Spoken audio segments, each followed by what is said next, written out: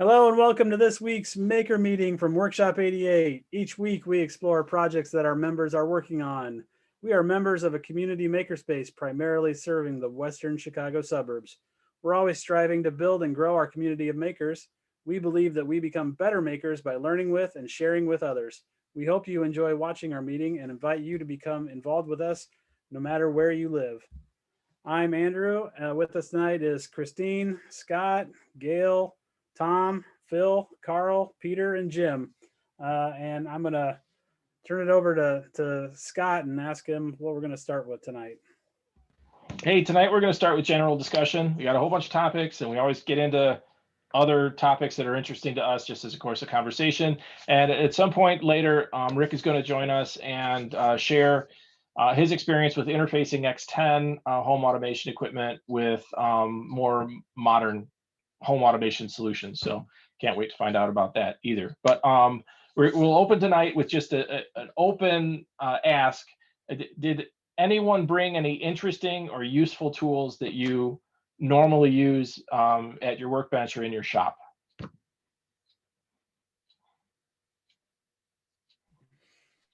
Peter's got something. I know Christine has something. What do you got, Peter? So yeah, I don't know. I'm happy to go, but so yeah, I was trying to think of things, and there were some sort of specialized things like for building model airplanes or something, but I was trying to think of things that were sort of general interest. And both of the things I brought are things that I've shared with folks in this group before, but not necessarily in this particular forum. And so these are both kind of small things, but things that I use all the time on a nearly daily basis, and that I found pretty useful. So one is let's see how well it shows up on the camera.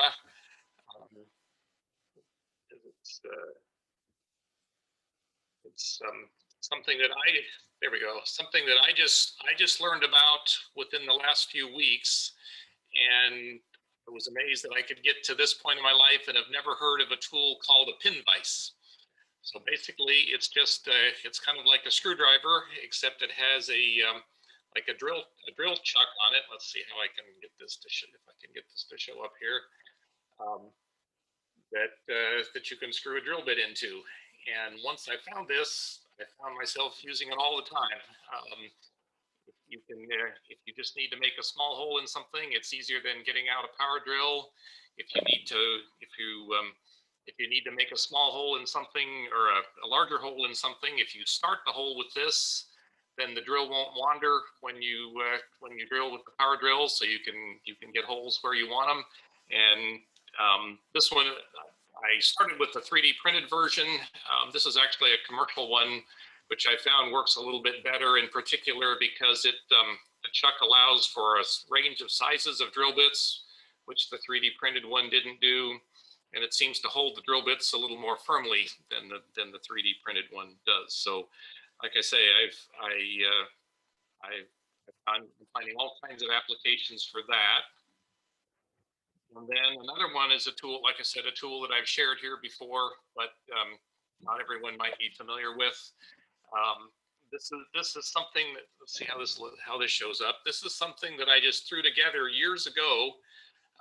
It's a wooden block with two clothespins sitting on it, and you can use it as sort of like a third hand device. And this is another thing that I leave this on my workbench all the time, and you can tell it's pretty beat up.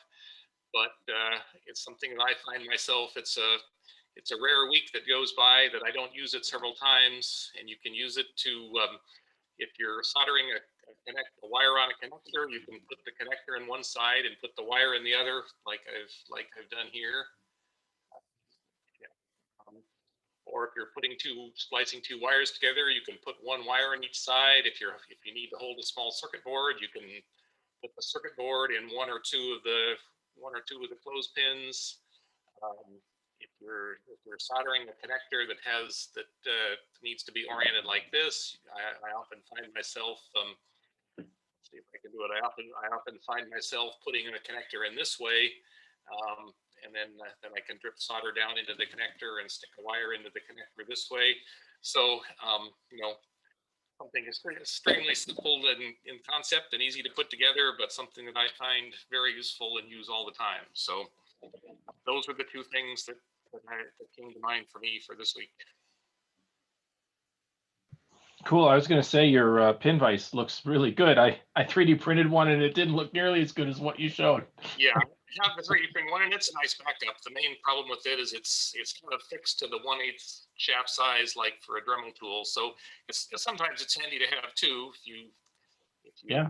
you can leave the Dremel bit in one and put the other drill bit in this one. But this was only like $10 on Amazon or something, and it's really nice because you can use both smaller and larger bits than that standard Dremel bit, and it holds them real firmly. So are you using that basically to mount servo horns and things like that in your planes? That's one thing. Yeah, it's very common to need to put a small hole in a wing for a servo horn, or to mount the servo itself. That's usually held on with 4 screws. Or, like I said, I'm finding all kinds of other applications for it too. Like if I want to drill a 1/4-inch hole in the fuselage, I started with this so I can get it exactly where I want it, and then when I drill with the larger drill, the drill stays where it is instead of wandering around. Even if I want to do a 16-inch hole or an 1/8-inch hole in something else, sometimes it's easier than getting out the power drill. So I just keep stumbling across cases where it would be handy. So I read somewhere, this is back when I had or when I first had one of my 3D printers, that someone recommended having a pin vise for 3D printing, your 3D printing station basically. And one of the catch is they recommended having a super long bit to put in your pin vise. And if you could get one that was super long and as small as possible, and part of the reason was if your nozzle gets jammed and you can't figure out any other way to clear it out or clean it out, you could use it to if the bit's long enough, you can use it from the top down and drill out the filament. But one of the other uses was if you 3D print, I don't know, something that you want to eventually screw together, you can make the holes that you're going to print a little bit smaller, and then use the pin vise to drill it out and kind of make it more custom. And I don't know, I've done that technique a few times, and it's been really nice. So I've kind of stumbled on that one too. I know on my 3D printer, the holes usually come out smaller than the STL file says they should. So usually if I want a 16-inch hole, it's too small unless I run a 16-inch drill through it first, and then it comes out perfect. So the pin vise is good for that. I've never tried to put the cleaning wire in it, but just looking at the end of it, it looks to me like I could chuck down to something as small as a head cleaning wire. So I may have to try that sometime. Good thought. cool. All right, someone else have a tool they want to share? Sure. It's a new tool. It's a new tool that I just got, and it's, I mean, nothing big, but it's something I just got. Oops. Ow. Did I drop it? It was a new tool. You gonna get another one? Yeah, no, we're good. But this is kind of, can everybody see that okay? Yes. Okay. Yeah, so that's just a rework station for surface mount. It wasn't that bad. I can't remember exactly how much I paid for it, but I mean, it was under 100. I mean, 60, 70 bucks or something like that. And I've been, right at the moment, just experimenting. I bought some boards from American Science just to desolder and resolder and clean to practice on.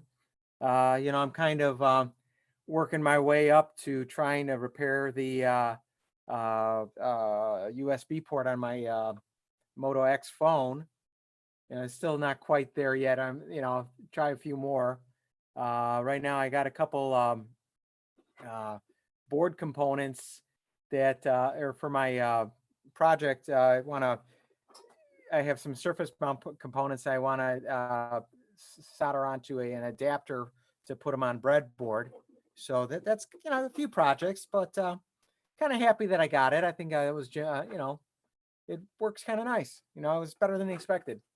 So yeah. The one at the space, it gets a lot of use. Yeah. So Well, I mean, that's just it. I mean, to use it, I got to head down to the space and, head down to the space all the time. And right now I'm got a lot of little projects going on that. and I got one here. This, I mean, it looks like a hair dryer, but it's 900 degrees. It's a reflow gun. Uh-huh. I mean, I use it for everything. I mean, it's hanging here partly because the drywall is not going to catch fire. If I lay it down anywhere else, I worry. And Yeah. then for heat shrink tubing or a little rewarming some hot glue in addition to the solder stuff. And I've got you to thank, by the way. You've got me watching all kinds of videos about soldering ball gate arrays and surface mount stuff. So I wish I had a project that needed it. Oh, yeah. Well, I got a few. Actually, that's Jim's fault because, he talked me into going surface mount on the laser mic project. So, yeah, which I think, be interesting when we get that far. Like right now I've been, starting to experiment a little bit with solder paste, which is not that, I got to work on that a little bit more, develop my technique on that. Still not quite happy with the way that's working, but, slowly but surely. Yeah. Anyway. Cool. Thanks. So speaking of Jim, he gave me this, which is super useful. It's a dead top to a 9-volt battery that's been taken out. There it is. Yeah, the Workshop 80. Oh, wrong camera. There we go. So it's a 9-volt battery from a dead battery top that's been taken off, and it has a resistor and a port on it, and it just lives on an old battery. And then you plug in an LED, and you can test the polarity and whether the LED or the battery, for that matter, is good anymore. And we were talking about 3D printing earlier, and Gail Joe designed this. It's on Thingiverse. We're going to share the link. This is fantastic. If you're making pancakes or waffles, no, I'm kidding. If your nozzle gets dirty, and mine gets really scuzzy, the PETG is really it's really a gummy filament. I love it. I love PETG, but you get these little holes up on the nozzle, and you swirl it around, and you not only get the tip clean, but all of that scuzz that gets on the brass nozzle. And these things are great. This is not the first one I printed. This is nice and clean. The ones that I use are filthy. This one's for the next ones I do. So thank you, Gail Joe. So is that meant to be sacrificial, or do you reuse it over and over again? I use it over and over again. I'll go get the other one in a minute, and you'll actually see what it looks like when you're using it. And you'll get a whole bunch of different colors of filament on here, and you'll just be able to scratch it off. It really doesn't bond. It's when the head is hot, before you start a print, you could really just give it a nice cleanup before you go. And What material did you use to print that? PLA, and PLA works fine with all the other filaments, ABS, PETG. It's really a mechanical cleaner. It never really heats up. Okay, I thought it would melt when you put it in contact with the head, but you don't leave it long enough to do that. Yeah, yeah. So and another 3D printing thing is this. This is I found this on Thingiverse. It's just a razor holder, and I've got these razors, and I just take the corners off in the grinder so they don't scratch my glass. But it's the perfect thing to start. I print on glass with hairspray. It's the perfect thing to start separating something off the glass. So I really like these. And this, Andrew, You had a problem with elephant's foot. I highly recommend getting a metalworking deburring tool. And I'll show you. I've got another thing that I'm going to show quickly, but you just go along the edge and it just takes the elephant foot right off. What do they call that? Speedy Burr or something? I forget. Called something. I don't know. I'll get the Where can I buy one? Amazon. I'll share the link. So, but these are great. They come with different tips for different metals and stuff. That whatever the black one is, and they seem to be color coded. That's the best one. And they tend to work better in one direction than another. You'll figure that out too. It's cut asymmetrically. I mean, But those that particular tool, that's a very common metalworking tool. yes. You know, I like MSC or Enco or somebody. I don't know if they'd have a better price than Amazon, but Sure.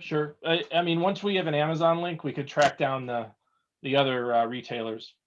And on quick, excellent 3D printing tools. So this is a center finder. If you haven't ever seen one before, if you're ever in the shop woodworking, it's just great. You hook these 2 pins on the wood and you pivot it until it runs along the edges, and then you put your pencil in the middle, and you can find the exact center of any piece of wood all the time.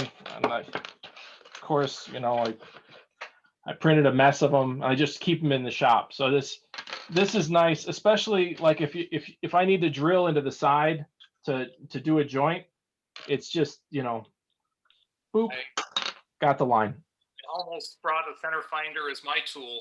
You can use it even down to like an eighth inch thick aileron. When you need to stick a hinge in it, you can find the center of something really thin like that. Oh yeah, that's got to be great. All right, and my last thing, I know I brought a ton of things, is that I was really late to the party. I ordered some breadboard prototype boards, and a couple came with these power supplies on the end. They're USB or plug power supplies. This one has a switch. You really don't need that. But they have 3-volt and 5-volt regulators, and they put them on the power buses. So, I mean, I have a bench power supply. That's great. But this is nice to have too, and I've got a few of these. So nice to have in a breadboard, quick regulated 3.3 volt and 5-volt power. Thanks. Very cool.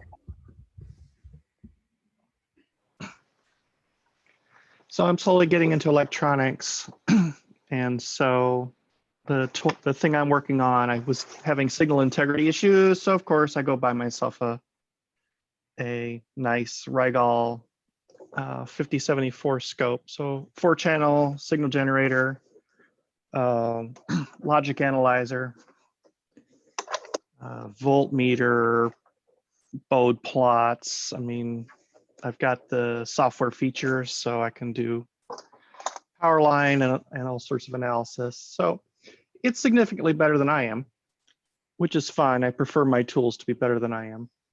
For now. Well, it's been funny because you read enough boards, and my favorite line so far is there are 3 types of lies. You know, damned lies, white lies, and what's on your oscilloscope.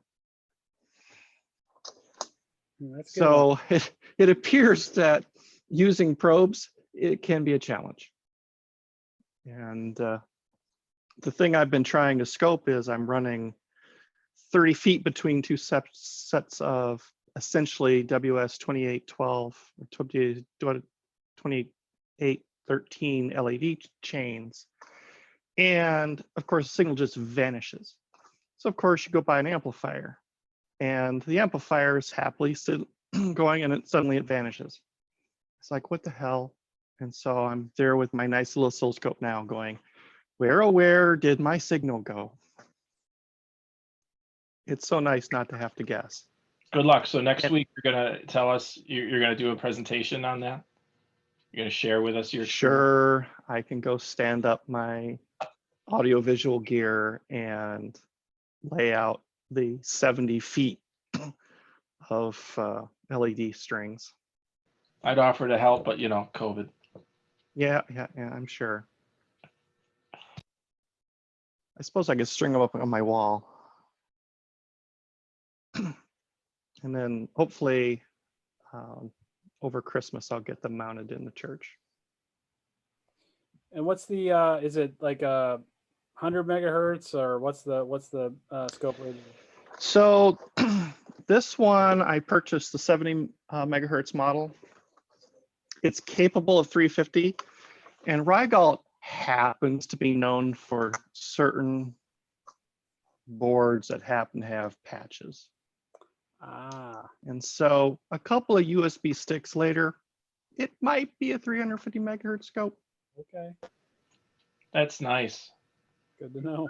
Nice. I had to open mine up and put a JTAG interface on it. Yeah, yeah, the guys are just go nuts over this thing. Yeah, the support's great. Interesting. Yeah, Very- it runs Linux. Oh, really? Someone has Doom running on it. Oh, wow. I had no idea. It's hilarious. So anyway, that's my latest toy. Very cool. Thank you.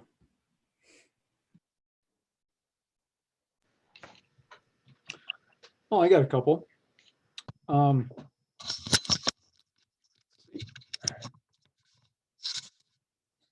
See if we can get a plain enough background. This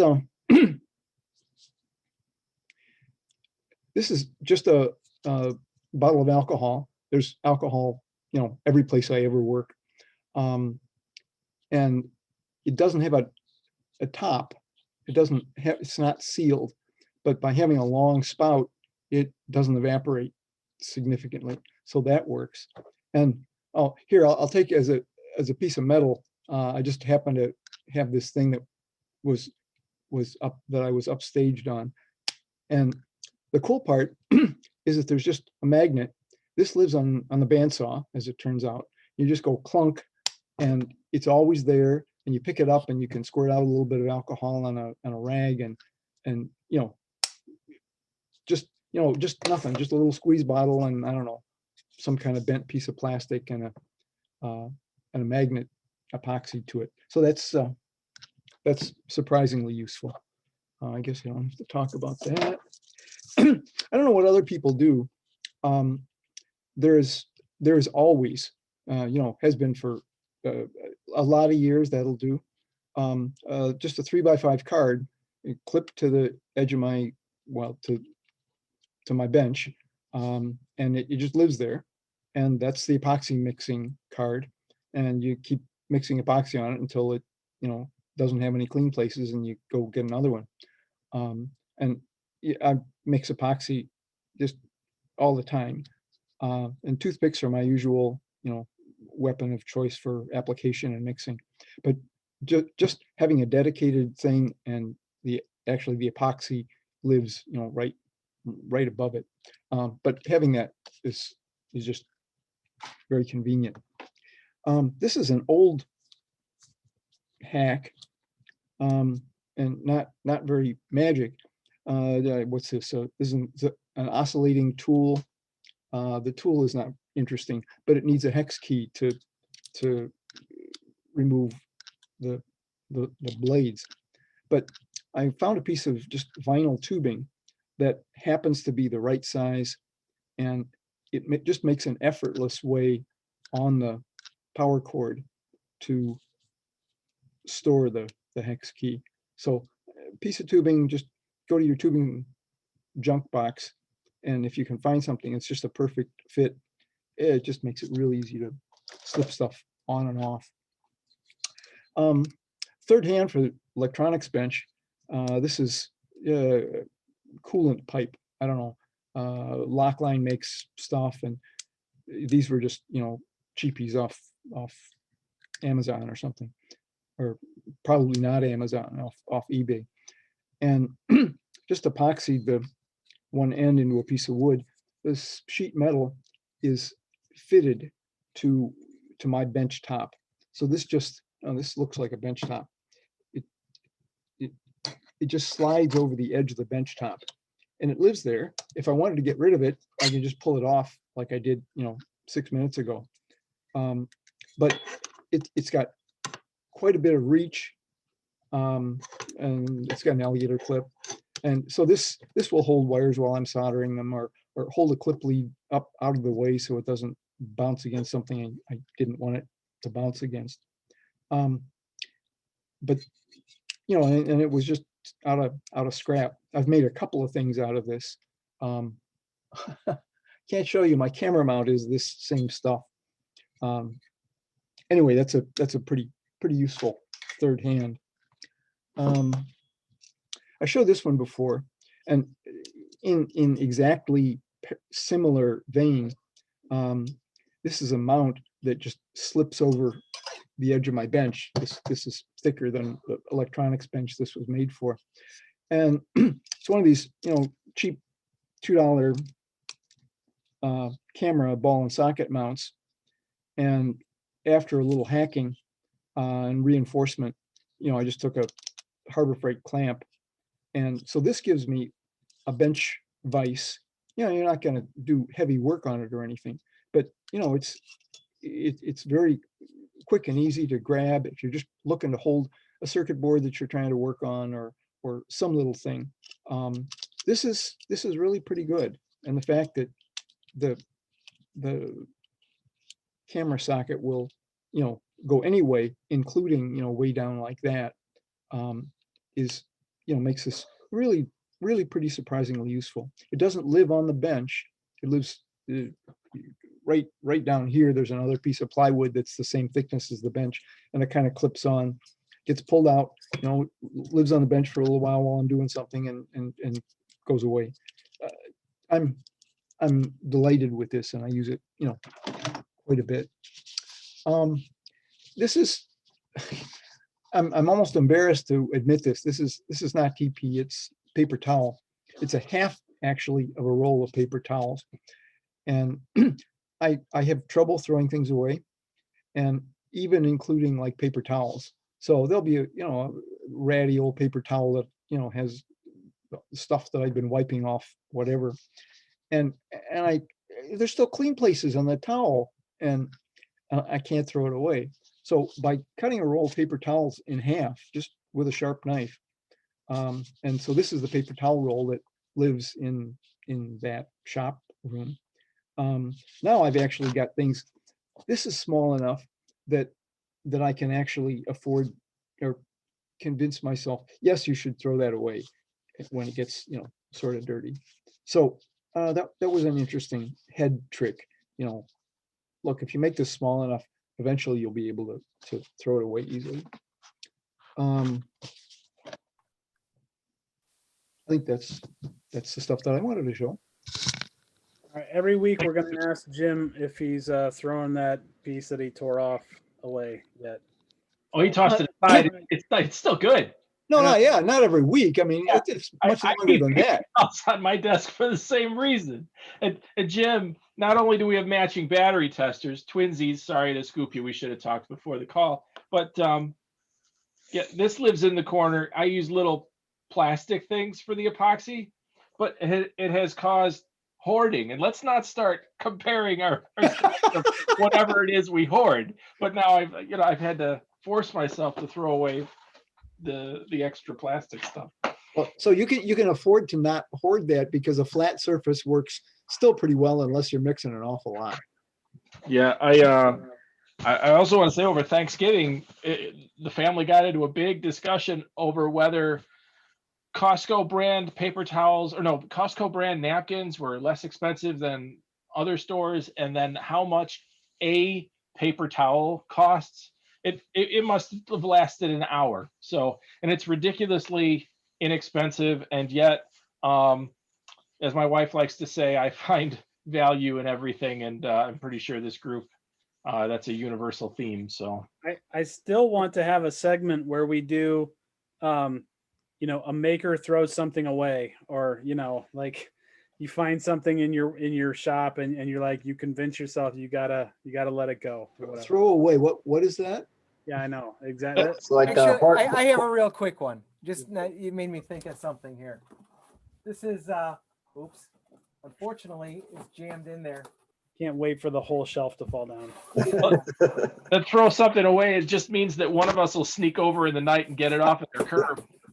No, this is just a box that I have, and I cut a hole in the side, and when I have clothes that wear out, I cut them up, shove them in there, and that's how I keep my rags. Huh, That's Nice. handy. That's good. that's cool. Yeah, I mean, just something really quick and easy, and yeah. Right. So Jim's bottle of alcohol with the magnet trick that reminded me of, this is not a, it's not exactly a tool, but it's sort of a hack, and it's in our laundry room. We have no drawers. We have a shelf, but it's a wire shelf with lots of slits in it or whatever. And we have no place to put our stain stick thing or whatever. So I got some Sugru, or I was using some Sugru, and I had some extra Sugru, and I Sugrued a magnet on the back of it. And there's plenty of metal in the laundry room, and so it lives in a place prominent yet like always within reach. So I love attaching magnets to unexpected places, and then having those tools right exactly where you want them. I got one more if you guys want to see it. Yeah, of course. That's what we're here Okay. for. Okay, hang on. Oh, are you guys can you see me still? Yes. Okay. Hang on. So, well, hang on. I don't know if you can see that or not. That's kitty litter containers, and I cut holes in them, and that's how I store my bar stock.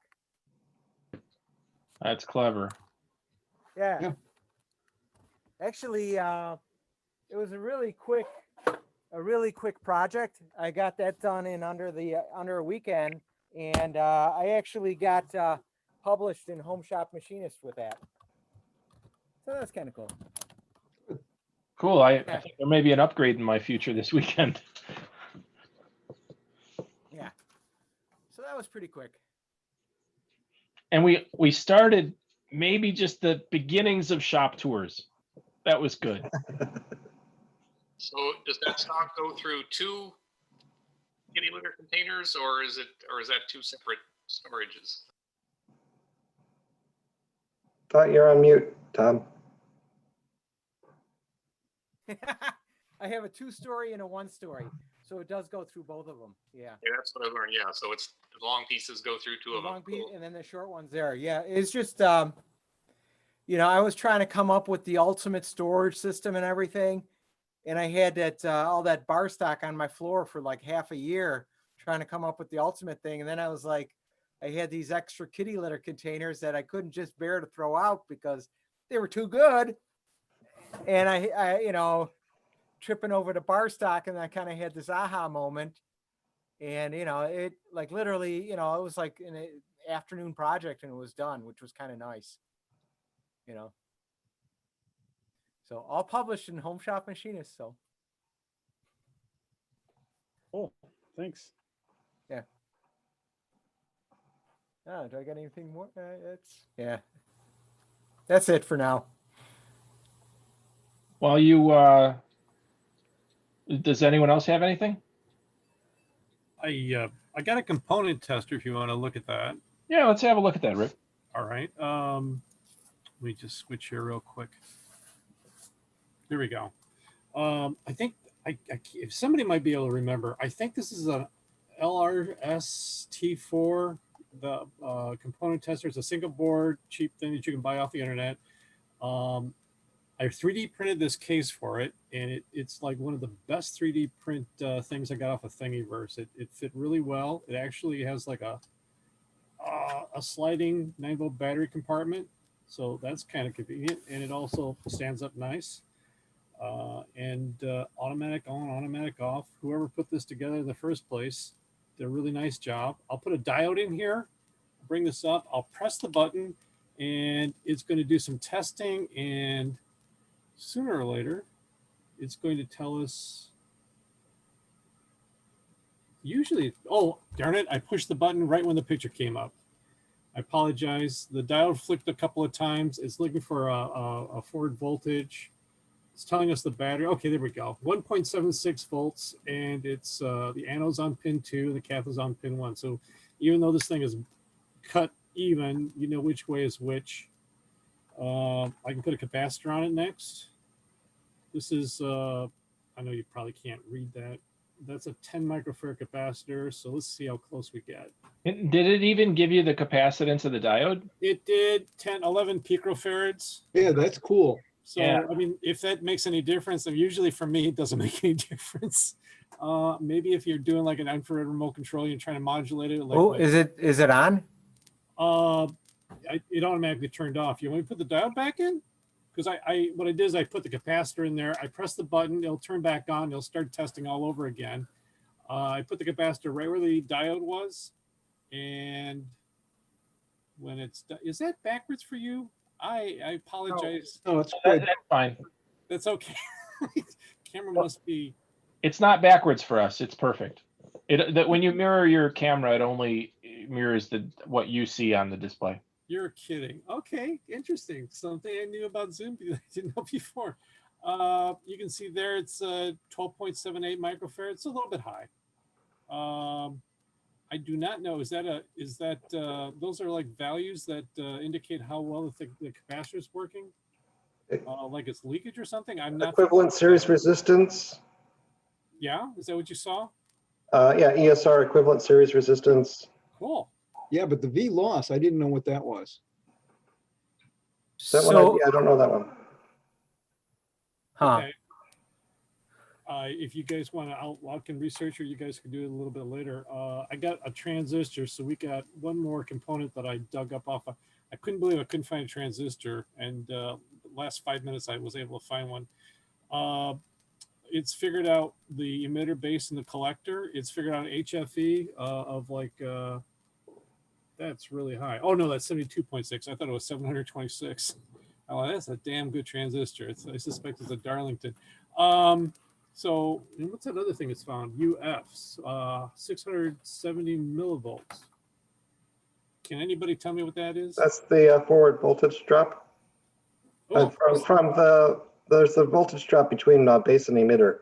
That's the base of the emitter? That wouldn't be. It's about a diode drop. yeah. Okay, all right. Okay, cool. So I think it's also, I could share my screen here a second. Now, does that matter which slot it goes in? Or could you put it in anything and it figures it out, or do you got to put it in? I think it does matter a little bit. I just picked it up. I haven't played with it for about 3 or 4 months, so I remember there was like the first couple of slots it worked out great in. But if I put, I'll go back here. If I whoops. I actually have a similar one. It has 3 pins. So like the first three slots are pins 1, 2, or terminal 1, 2, and 3. Right. And then the rest are, I think, at least on mine, they're all terminal 1. So if you have something that's too wide to go in the 10th inch slots, you can fit it into one of the other slots that's farther apart, but it's still, there's really only 3 connections. Okay. All right. That sounds familiar. As far as like which way you put it in, I just put it in upside down, and it's basically, it's going to flip around. It's going to like look at all the pins and pulse them and figure this out. Like emitters on 1. If I took this out, flipped it around, put it back in, emitter should be on 3 now. I'm sorry about that reflection. I'm trying to keep it out of the, this is like playing Marble Madness, isn't it? So emitter's on 3 now. So I flipped it around. So it doesn't matter which way you throw it in there. It's really pretty nifty. So what's between the button and the connector? Is that a USB port, or? If you can see that, that is a surface mount. Like if I had a surface mount transistor, I could just hold it there and push the button. There, can you see it there? Yeah. Okay. That's great. And I love that it has the zero insertion force ZIF connector. Yeah, that is cool, isn't it? I've got meters where I've jammed in the thick lead caps, and now the thin lead caps won't. I've bent all the pins inside. Or if you get those tip 120s, those big packages, then it'll ruin your transistor testers. So that's another great thing. Can you send me the link to the device and the Thingiverse thing, and I'll get those on the blog. The device is all over the place. So I mean, but the Thingiverse, I had a little bit of time to find that. I like that design the best because it had a place to put the battery in. A lot of them you had to unscrew to put the battery in. This one, if you're like I say, your printer's set up nicely, or you can see I grounded a little bit here, so I made it fit with a couple of files. So I cheated a little bit, but when you get it to fit, it's great. So yeah, I can send you that link, and then you could like post that. But yeah, the Thingiverse thing, it worked out really nice, didn't it? I liked it. That's very nice. It looks like you printed on glass. Well, I do print on glass. Scott said to print on glass. I've been printing on glass ever since. and you get that mirror finish on the front. Yeah, I mean, it really looks nice. It really is a nice flat finish. So if you can arrange it so the part that's down is going to be the part that's facing you, you get a fantastic. What material is that printed in? This is the plant stuff. This is PLA. Yeah, that's plant, right? Yeah. Yeah. This is the safe stuff. So yeah, you put this outside, it might get brittle. I don't know. I have yet to. I printed this out and I've yet to take it outside. This is supposed to be one of those water things, and it's printed in PLA, and I have no idea how long this is going to last outside. I printed it in white, but a water thing. What is a water thing? Oh, this is a rain gauge. There you go. Thank you. I knew Jim would know what to call it.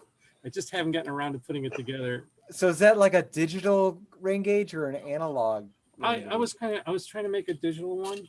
I was trying to make a magnet here and a reed switch, and I was going to put an ESP, but that's another project. That's not finished yet, so it's not worth talking about quite yet. But anyhow, yeah, I thought this 3D print, this actually is like one of the nicer things I printed out. But yeah, that's glass with nothing. I mean, it's just alcohol, cleaned it off. I know Scott says to use hairnet spray, but I didn't do that. And you know, it's down, it cools off, and then it breaks off. If you're a little impatient, you pull it off a little early. It's a little hard to bring off, but yeah, I'm pretty happy with the printer the way it worked out. This is a CR10. Yeah, this is one of those Corel. The thing that starts with a C. Yeah. And what printer do you have? Oh, you've got the Ender or Creality. Yeah, Creality CR10. I think there are a little bit. There's newer versions now, but yeah, I put that thing together, and except for that first hiccup that you helped me out with, it was printing out really slow. And you said, "Does it say 100%?" I said, "No, it doesn't say 100%." So I turned the knob, and I'm like, "Oh, that's better." Except for that first hiccup. I mean, the unit cube. It's like I measured it. I'm like, I'm not touching that.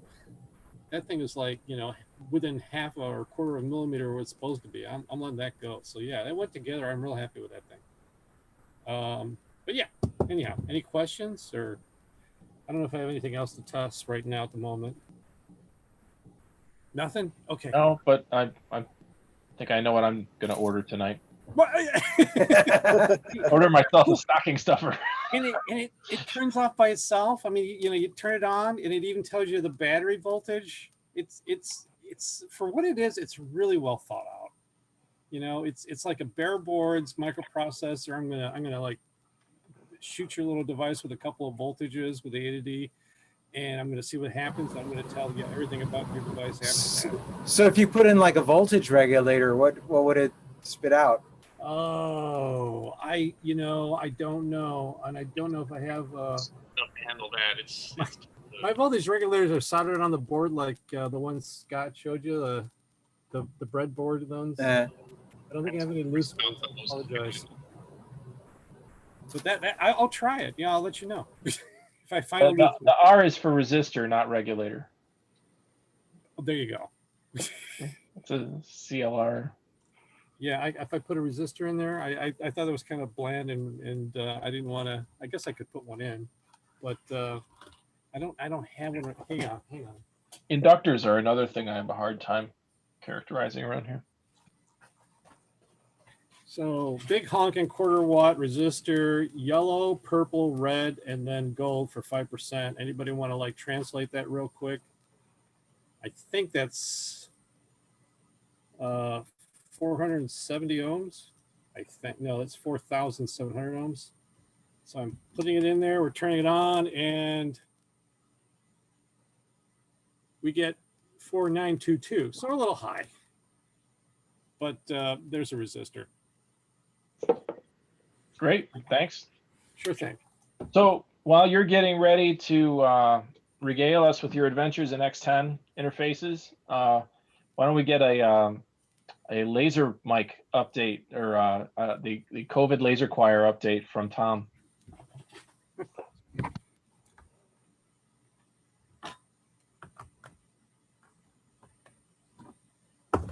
You're muted. Tom, you're muted.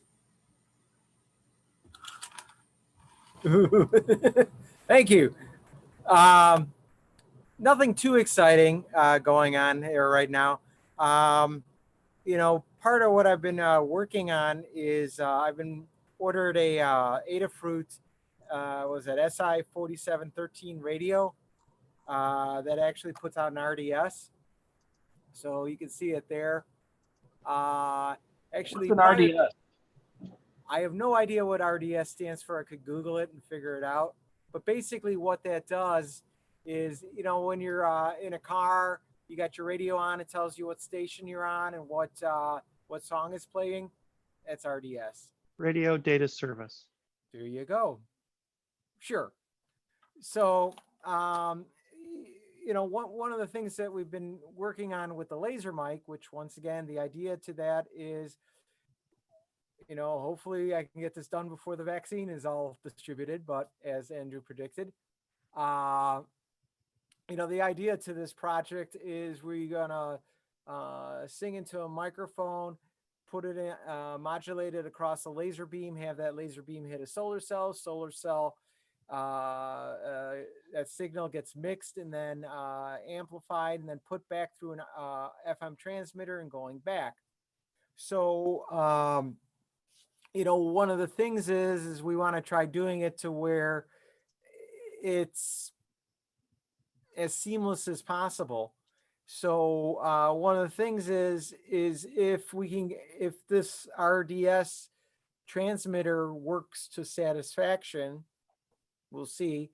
That makes life a lot easier because then in theory, I could broadcast, hey, here's the choir, and then the radios can actually go and look for that signal. Hey, it's the choir, and lock on to that particular frequency.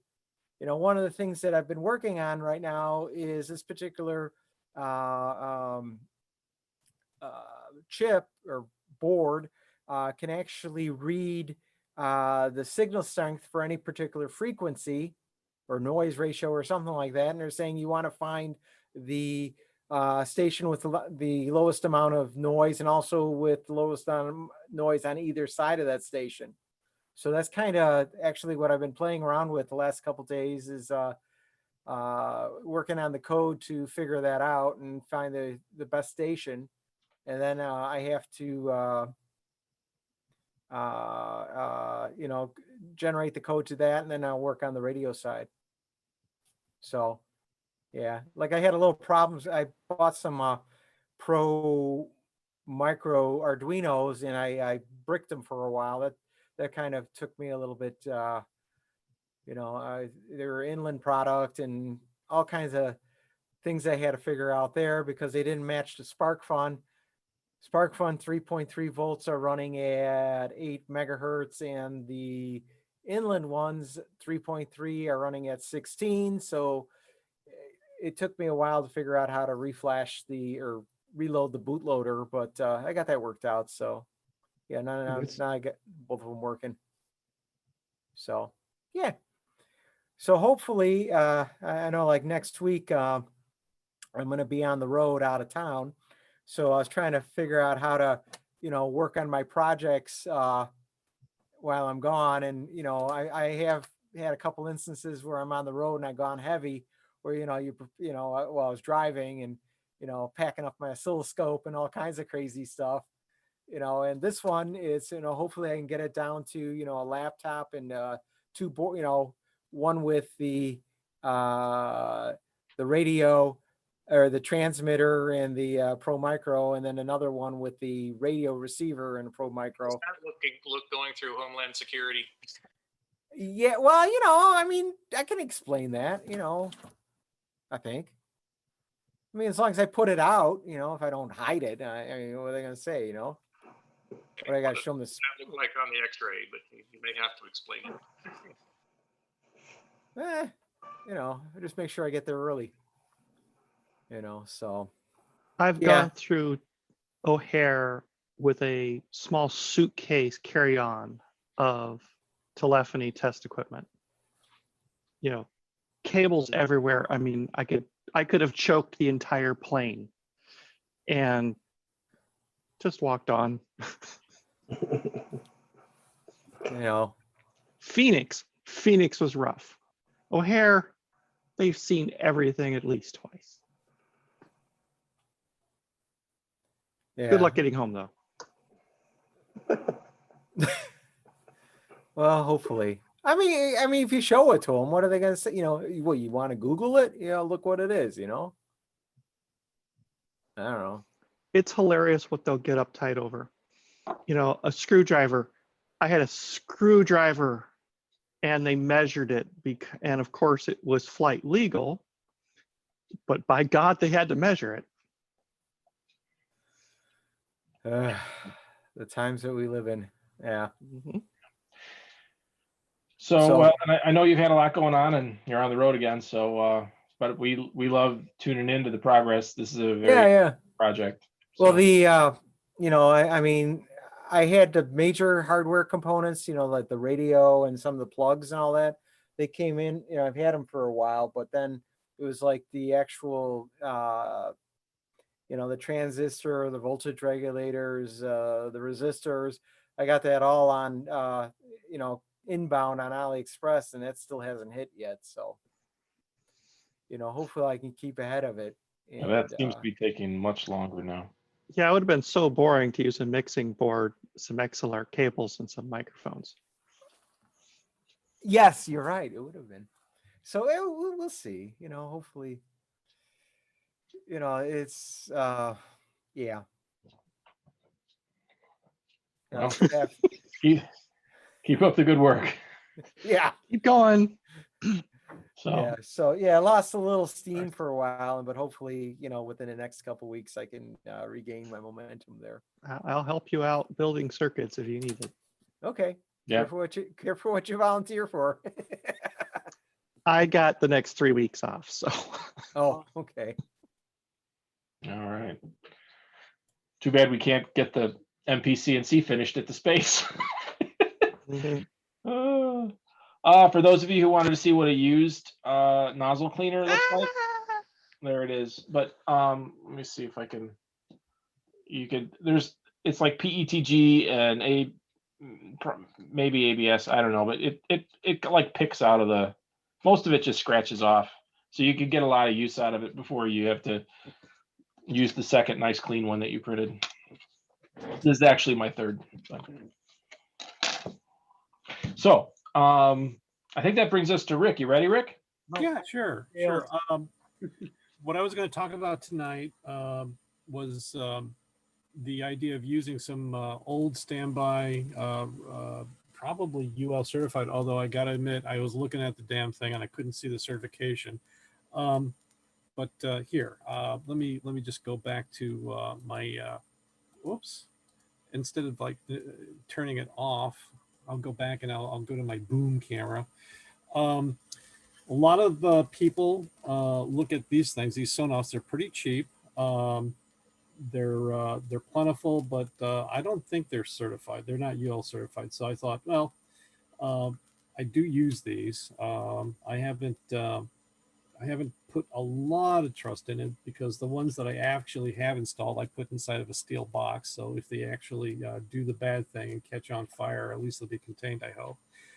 But tonight, instead of talking about a Sonoff or any of these other innovative things, I thought I'd try to resurrect and connect up an X10 box. This is an appliance module. This is the venerable X10, sold under a couple other brand names like Sears and whatnot.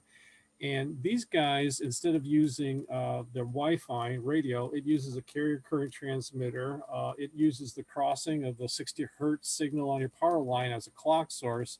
And there's like little bursts of higher frequency signals that come through and allow you to penetrate your household wiring, at least on one side of your 220. If you're like most houses around here, you'll have to actually get like a jumper to go to the other side if you need to, if you have appliances on both sides of that signal, so that they jump from one side of 110 to the other side of 110. But otherwise, these are kind of nice. They're plentiful. They're not too expensive.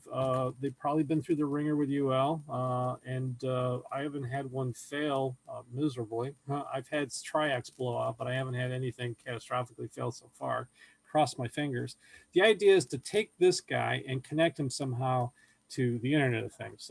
In my house, the Internet of Things is basically MQTT broker. It's going to be I don't have a Philips Hue hub, but I have something called a HA bridge, a hub bridge running. And as far as Alexa is concerned, that looks like a Hue hub to it. So Alexa's fine and goes and discovers that. But a Hue hub still, even the hub bridge doesn't quite make it to the X10 box. So what we do is we go back in time and we look for a project called Hey You. Hey You is a script type, I think it's a C program language. And it's set up so that it talks over the serial port out of your Linux box, and it can actually interface with something called a X10 CM10, which, you know, as I thought about this presentation yesterday, I thought, well, that's an Achilles heel, because the problem is that even though some of you might have this thing, not everybody's going to have an X10 CM10. However, because you can't buy them anymore, but you might be able to get yourself a CM15. And I'll give Scott a link because the website, the Hey You website, actually admits right off the bat it doesn't talk to this guy. This is a USB port device. The CM10 is a RS-232 device, and Hey You is what I'm using. And unfortunately, it doesn't use, it doesn't have support HPIP. What am I saying? USB. But there is an effort that actually does control it. So I'll have to give Scott some links and see if we can put two and two together to make this a reality, as opposed to a pipe dream for many of you who don't have this box, the older cousin of this box. But anyhow, what I'm going to do is I'm going to try to do a share screen thing. And I'm going to do the desktop. Hello. I'm going to see if I can do this the right way. And I'm going to bring up, this is where the mouse is going around. This is an X10 session. This is that's going to the Raspberry Pi I got running in the house 24/7, and it's running Hey You on it right now. And the way Hey You works is that you can actually just type in a command, as you can see in the history here, Hey You on off. And I programmed this X10 box that I just showed you as an A9 device. And if I say Hey You on A9, you'll hear, well, you should hear, there, you heard a click. You don't get to see it. I have to switch cameras again. And if I do off, then you'll hear a click and it'll turn off. Now I'll go ahead and show you what I was actually up to. If I do a stop share, and I got my down camera running, and what I did is I plugged in this light and this X10 box together, and I'll repeat that experiment that I just did. I sent the Hey You program that's running on the Raspberry Pi that on command, and it rattles through that CM10 box, and then it gets switched to the X10 signal and turns that unit on. And then I'm going to turn it off, and it turns it off.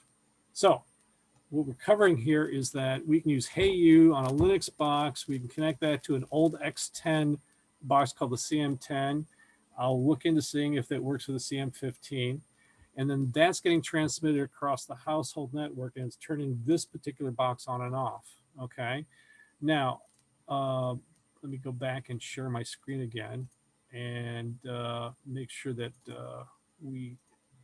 This is the web page for Hey You. Basically, this is going through the FAQ how-to. It's a program that you can download, compile, and stick on your Linux box.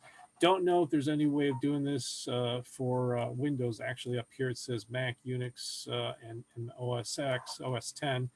Of course, OS 10 is just Linux in disguise in sheep's clothing. So I'm thinking that you probably do need to run a Linux box to get this to work. BSD Unix. Okay. Now, we still haven't quite made it to Alexa, and I alluded how to do that. What you need to do is you need to go over. Whoops. How come I can't get this next page up here? Is there a problem?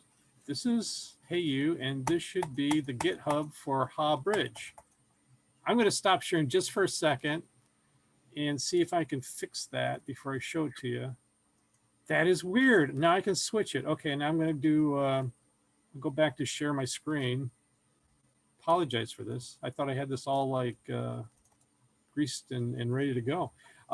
Here's the page for Ha Bridge. This is a GitHub project. This is also running on the Raspberry Pi. Okay, and the idea here is that you can take Ha Bridge, and this one has the GUI. So if you run it on your Raspberry Pi, it does offer up a web page. And you can configure this using the web page interface of this project. And you can tell this project to, when you want to do something from Alexa, like you want to turn something on and turn something off, you can actually tell the Ha Bridge what script to run, like what command to run. And guess what? All I do is I say to the Ha Bridge, I want to run Hey You on, and then I give it the module number to turn on the garage lights or the front porch, or I want to turn off the garage lights, and I say, hey, you know, I just tell Hey You, when you want to turn this off, you just flip the off to an on, and it sends out the command to the Hey You from the Ha Bridge. A lot of H's tonight. And it relays that over. So you can actually make the connection all the way from Alexa. Now, if I turn the sharing off and turn on my overhead, and let me change this a little bit here so I can do this with Alexa. I have to change the code. Now Alexa's listening, and I shouldn't have said her name, but okay, that's too bad. Alexa, turn on basement. And Alexa should tell Hey You to turn on the basement using the Ha Bridge interface. Oh, it didn't work. Alexa. You just triggered my Echo device. It's so bad. All right. You know what? I'm going to do it this way. Turn on basement.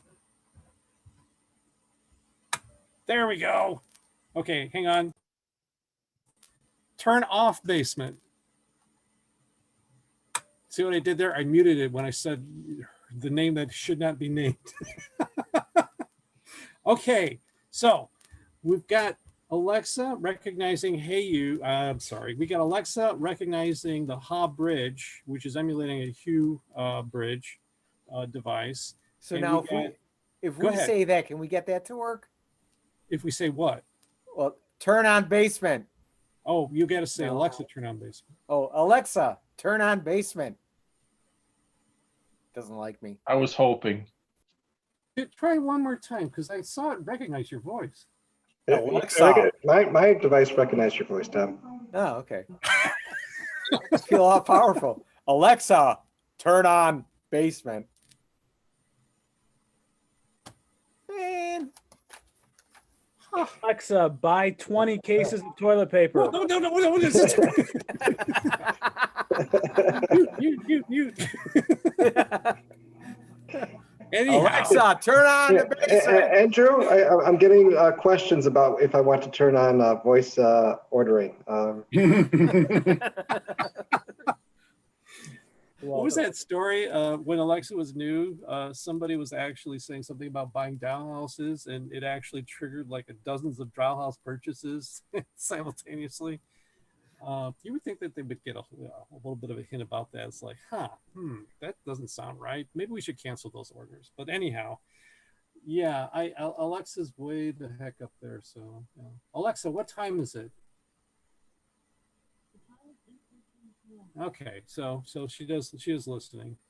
Sorry about that, guys. I must have her trained on my voice or something. So, any questions or how something might be done, or Are you still using X10?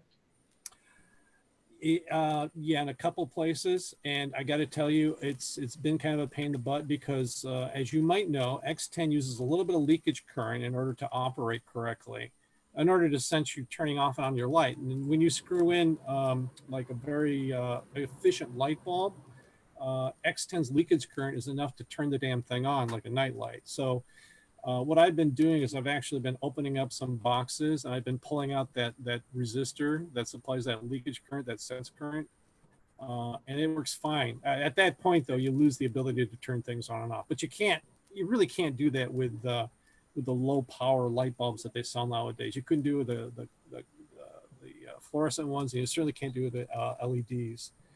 I'm sorry, Rick. What resistor are you pulling that for the leakage current? There, if you look at the X10 modules, you'll notice I don't have the schematic. Otherwise, I'd stick it right on the. I'm sitting here talking to you guys, and you're. I'm sitting here talking to you guys, and you're watching my lamp kind of shift back and forth. That's more personable. There's a resistor that connects to the I think the hot side of the plug, and it allows a little bit of current to leak through, and it works great for an incandescent light bulb because it's not enough to light the light bulb, but it's enough so that when you flip the switch, the X10 module senses that. So you turn it off, turn it back on again, the X10 module automatically turns it on. However, when you have a compact fluorescent or you have an LED light bulb in there, the leakage current is enough to actually activate the LED and make it into like a night light. And for the compact fluorescents, they turn on and turn off. They turn on, then they turn off because the power supply keeps turning them on. And it doesn't really sense them very well. So what I've been doing is I've been removing that resistor. If you want, I can talk about that some other time. I know I have those schematics somewhere on one of my computers because, and I've been putting dots on my boxes so that I can tell myself and my future self. Not to be confused because these are modified X10 boxes. They have that resistor pulled out. Lose the local control feature when you do that then. What? So that disables the local control feature if you do that then. Right, it does disable the local turn on, turn off, but I mean, you know, you got Alexa right there. It's like, it's easier to yell at Alexa and more rewarding too, I might add, than to go over to each one of your lights to turn them on and off, because I don't know if you're like me, it's like all the living room lights are the living room lights. And the fact that they're all on separate switches is annoying now, you know, because you have to go and if you have to manually turn them all on, it's a pain in the butt. But, you know, you just tell Alexa to turn on the living room lights. And if she doesn't, you know, you just take it out on her. That is cool. But remember when Jane Jetson had buttonitis? Yes. It was sad. And now I'm a little bit hoarse. That's great. I think I have to admit, you know, I named the backyard lights backyard, which was pretty straightforward. But then I had two extra lights, and I called them like park left and park right because the park is right back there, and I aimed them way out at the park. So I've been, you know, when the dog goes out, I usually say turn on the backyard lights and turn on park left. And the other day I was looking at my grocery list, my Alexa grocery list, and on my grocery list it said park left. So Alexa obviously misunderstood and stuck the damn thing on my grocery list. She'll put anything on your grocery list. You just got to watch your mouth. Oh, damn. I shouldn't have said her name. Oh, did you hear that? I did. I did. Oh, that's great. Do you know what she just put on my grocery list? Something about my name. We should, nah, never mind. I'll look it up later. Anyhow, that's my X10 things, and I do also have to admit that the other day I was at Menards, and they did have some incandescent light bulbs left from my front yard, front porch light, and I hesitate to pull the resistor out of those because there's no hot line going to the wall switches. So I bought some more incandescent lights because I figured if I ever put LEDs in there, the whole thing's going to stop working, and there isn't anything I can do about it. Because I don't know if you guys do any electrical work in your house and you try to put these smart switches in, if you don't have hot and ground going to that box, if you just have, let's say, like a switch wire and that's it, you have to kind of like do something weird, like you have to use the conduit as a return, because the electronics in the smart switch that you're putting in your wall needs to have a circuit, right? So you end up with this situation where it doesn't quite work out because there's no return. And Conduit. yeah, or your BX cable, or I guess is that the okay thing, official okay thing to do these days? I guess it's such a small amount of current that's not going to be a real hassle. But it just If you've got ground fault interrupters, they should notice that and complain and turn things off. oh, that's a good point. Because now you've got unbalanced hot and neutral currents. Yeah. Okay. Good things to know. Well, if I open up a wall and I don't have a ground, I'll probably just fish one through, because around here everybody's got conduit. But anyhow, that's that. If there's no questions, that's what. Control is just from the computer to the X10 device. Then it doesn't allow you to go the other way to listen to the X10. No, X10. There are some in the X10. I guess is still a thing that you can buy. I don't know how popular it is anymore. I think there's X10 boxes that go back and forth, but these old ones, you just turn them on or off. I use it in my system. It's ancient stuff that would be hard to reproduce now, but we make a lot of use of going the other direction. So if I want to send my house a command, I have some commands that I can send by pressing keypads on the X10. So like house code or button 10 is not used for light. It's used for 10 on does one thing and 10 off does something else, and 10 dim does something else, and 10 bright does something else. Okay. You can control the computer by doing that, which is kind of fun. That sounds interesting. You're using your house to control your computer? No, I don't. The closest thing I got to my, I did put an X10 box on a really, I was astonished. I have like a really old workhorse of a printer upstairs that I hardly use now. It's like a LaserJet 3 or 5 or something like that. These things never die. Back in the day, LaserJets 1, 2, 3, I think they were using Canon engines. This is back when they were actually using, screws, not just welded plastic. You could take these things apart and put them back together. I got one upstairs that refuses to die, but I found out that in the standby mode, it still takes like 100 watts to power the damn thing. So I was a little bit dismayed, and I put an X10 box on it, and I tried to come up with a way of sending messages, MQTT messages, to the broker and having the X10 box turn on and off. However, that it fell apart, because if you send a project or a print job long enough, what will happen is that the CUPS print server that I'm using, it'll recognize that the job came through, and it will emit the MQT, the script that's running on the same computer that the CUP server is running on, will emit an MQTT message and turn on the X10 box. But through this same, hey you, and this Raspberry Pi here. But as soon as the job went through CUPS would say, okay, I'm done, and it would turn the dang thing off. And if the print job was long enough, it would still be in the printer's memory. So halfway through your print job, the printer turns off.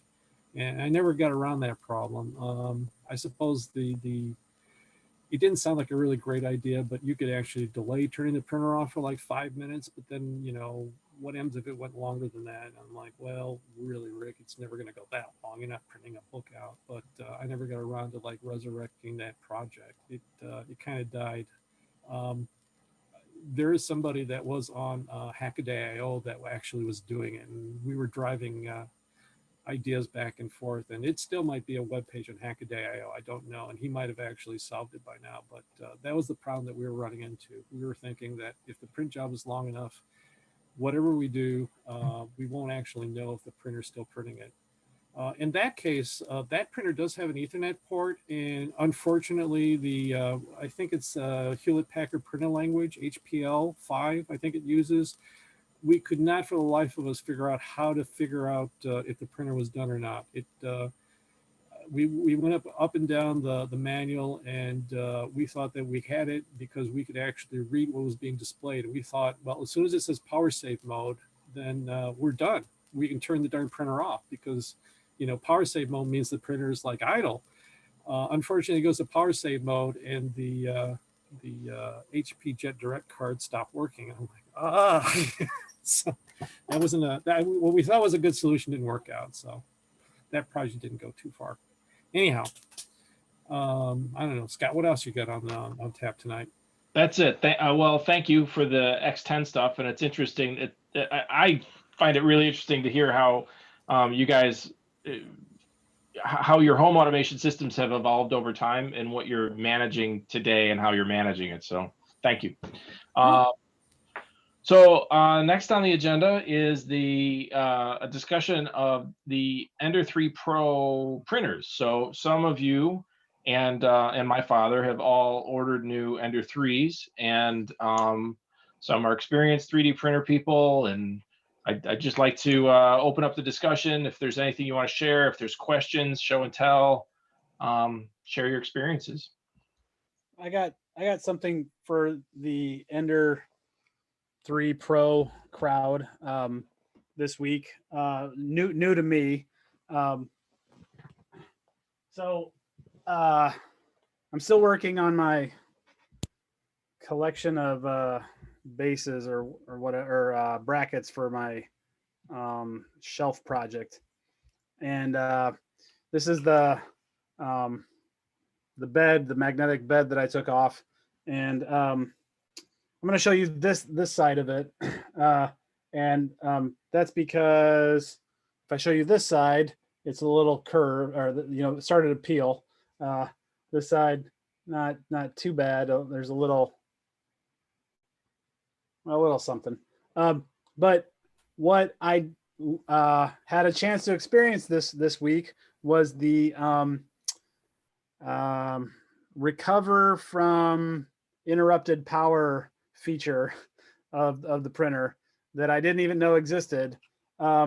This was actually, I think it was about halfway through what I think was actually the very first layer. And we have had a bunch of work done on our house recently. And there was a guy in here doing some electrical work, and he told me that he was going to be cutting the power to part of the house. And I did not expect the part of the house to be where the 3D printer was. So anyway, I mean, he told me that he was going to cut the power after I'd already started the print, but whatever.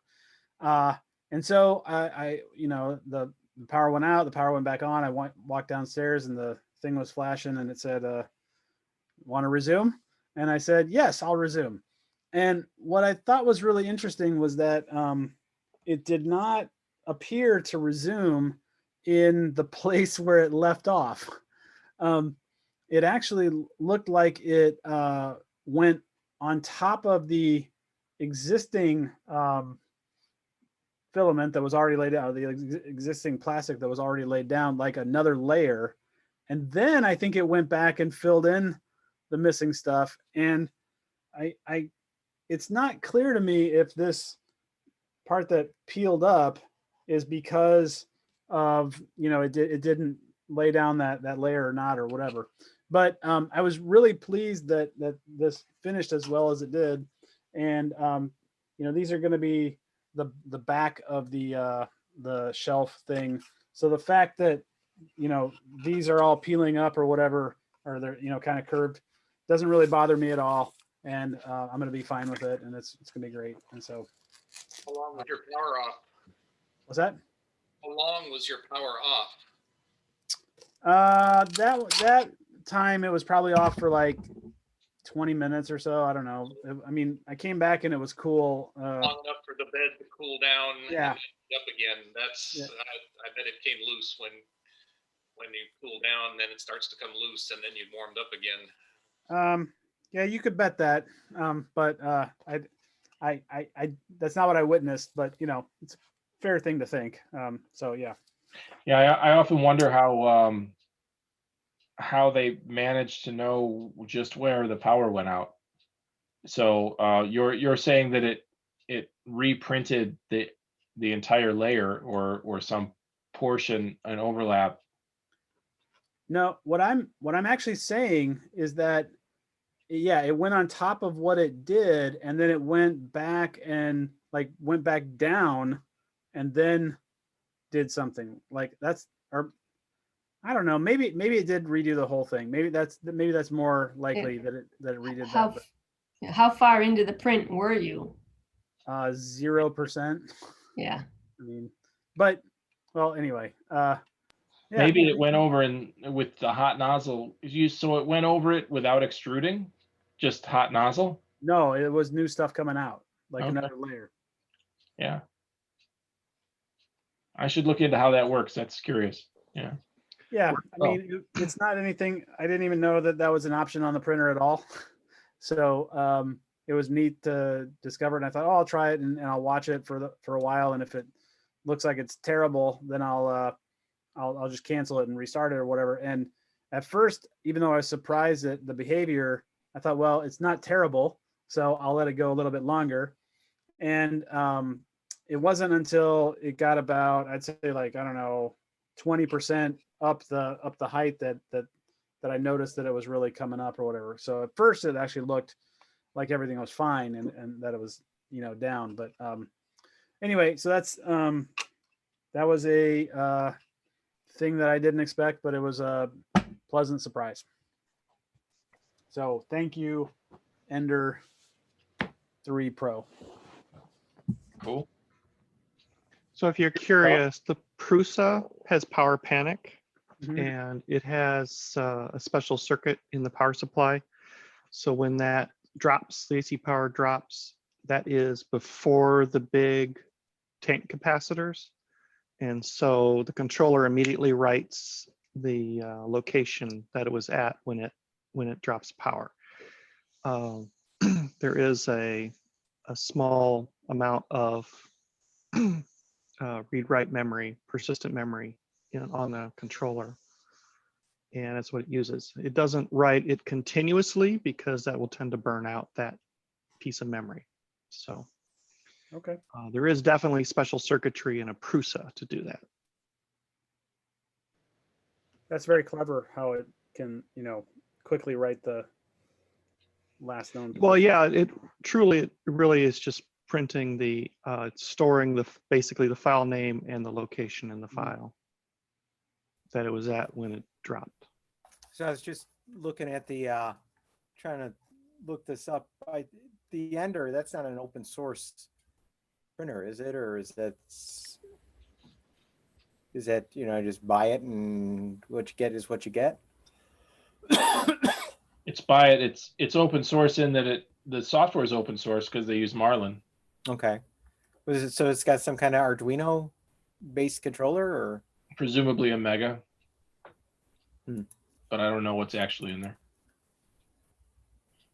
So I haven't tried either accidentally or on purpose to experiment with that feature, but I'm wondering how it works if you're controlling with Octoprint. I'm guessing that if you have a failure while Octoprint is running the print job, you're probably out of luck. Andrew, were you running from the SD card? Yeah, I was running from the SD card. Mm-hmm. Prusa has tried to work with Octoprint to provide a feature so that the controller can tell Octoprint where to restart. I don't run one right now, so I don't know if it works. Get that all those pieces to play together. Mark Frost has looked quite deeply into this as well, but I don't know where that landed. Anyway, I'd be interested to hear what Carl and Peter have experienced with their Ender.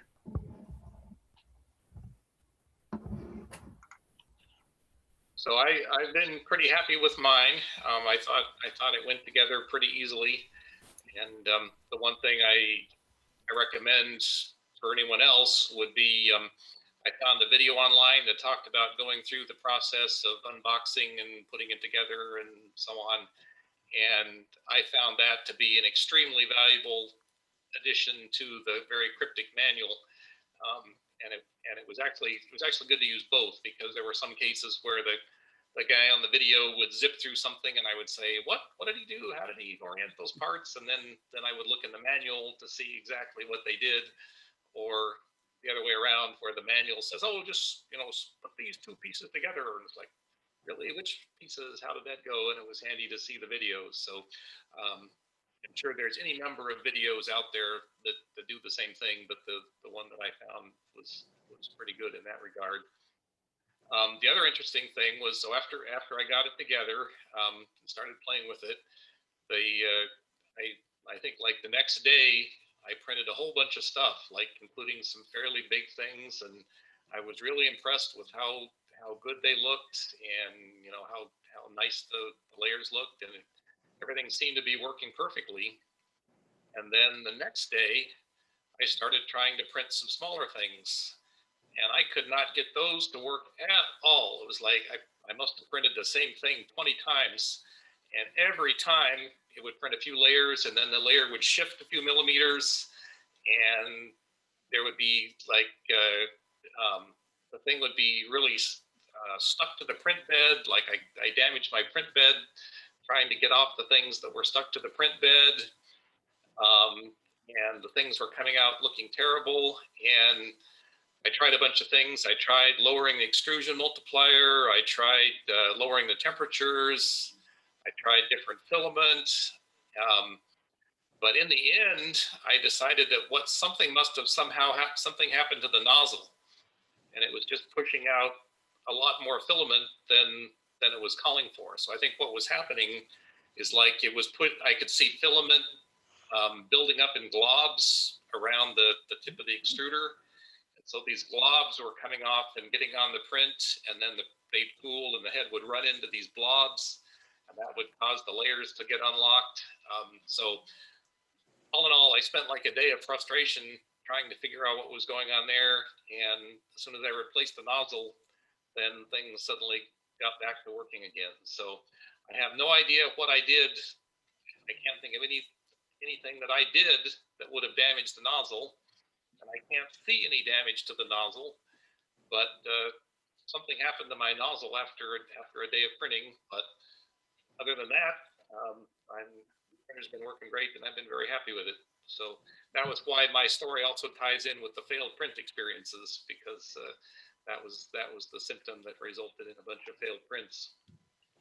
So for my dad, the test print printed great, and but whenever he printed, it was under extruded. He had lots of problems, and then he found that the printer was configured for volumetric extrusion. So, and the slicer, we're using slicer PE, that was configured for linear. So how much, assuming 1.75 millimeter filament, it controlled the stepper motor directly. So my question to you is, and the configuration was in Marlin. So do you configure Cura to print volumetrically or linearly? I guess I don't know how to. I've never seen that setting. I don't know how to control it on either the printer or on Cura. All right. So I mean, before and after I had this problem, everything seemed to be working fine. So it was the same files. I printed out just fine, or I should say that like the files I was having all the trouble with are now working fine. So I don't think it's a problem with the file, but I've never seen that setting, so I don't really know what that means. very strange. And you still have the old nozzle that appears just fine? That's correct. Maybe after the vaccine, we should do some post-mortem on that. I'm very curious. I don't know like how big it would have to be whether it would have to be visible before it was having this effect, but yeah, it looked like it was just pushing out way too much filament, even though that's not what was in the file. Because like I said, one of the frustrating symptoms was it was actually, I think, pushing out the filament so much and so hard that it was kind of just embedding itself in the print bed. It's kind of like a fuzzy surface, and it was like just forcing it in there and injecting it. And I actually stretched that print bed, trying to rip the print off that print bed. So I bought that's another piece of the story, I guess. I bought myself one of those nice steel and PEI print bases, which I love. I love the PEI sheet on my old printer, and I think the PEI is really nice for the Ender. It's nice to have a removable one on my Prusa, and Christine has a much newer one. Mine's an older one, and it had a PEI sheet on the bed, but it eventually got cut up. You know, if this is one of my favorite tools, you can imagine how. But regular spatulas would tear it up too, just eventually. It's nice that you can swap it out. If Part it's of my not too, motivation for getting the Ender was that my old smaller printer was getting pretty scratched up. So yeah. could have done something with it, but it was nice to get the bigger printer too. Is it possible that it was that it could have been resolved with a restart? Had you power cycled the printer? Oh, I power cycled it a bunch I in bet. this process. It was over. Yeah. My experience, I've had a nozzle bore out from 0.04 millimeters to close to 0.08 with some filament that I didn't know that was luminous filament is abrasive. So the funny thing there was it didn't over extrude, it under extruded because it was not pushing enough filament for the nozzle diameter. Yeah, it's interesting. I'm glad you got it fixed. Well, I'll hang on to the printer or the nozzle if we ever have a chance to look at it. But yeah, it was like night and day. As soon as I put that nozzle in, everything started just working again. So Carl, how are you doing? Not by any fault of the printer, but I'm just taking it slow, basically, in the assembly. I can second what Peter says about unboxing and assembly videos. I wouldn't say they're a mixed bag. They're somehow, some cover some parts of it better than others, I would say. At least one was the tip about, or not tip, but I mean, it's sort of obvious, but kind of the two out of the 3 videos I watched didn't quite talk about it, which was to look at the tightness of fasteners and to look at the eccentric nuts and make sure your bed doesn't wobble and such. I will say one obvious thing that is now obvious, at least, is to make sure that you look at all of the eccentric nuts and not just the ones on one side of the printer, in order to fix whatever wobble you're experiencing. The other thing to say, I guess, and again, sort of obvious from watching the various fixing wobble videos, is that you don't necessarily have to disassemble it down to the base bed to do that fixing, right? Even if you have it kind of somewhat assembled, you have the 2 side arms attached, you can put it on its side and then use that to mess around with the bed and the eccentric nuts to make sure that things are stable. So I'm not looking at, I'm just looking at some pictures of this thing. I'm not really familiar with that model that much. Does that have like twin screws on the Z-axis or a single screw?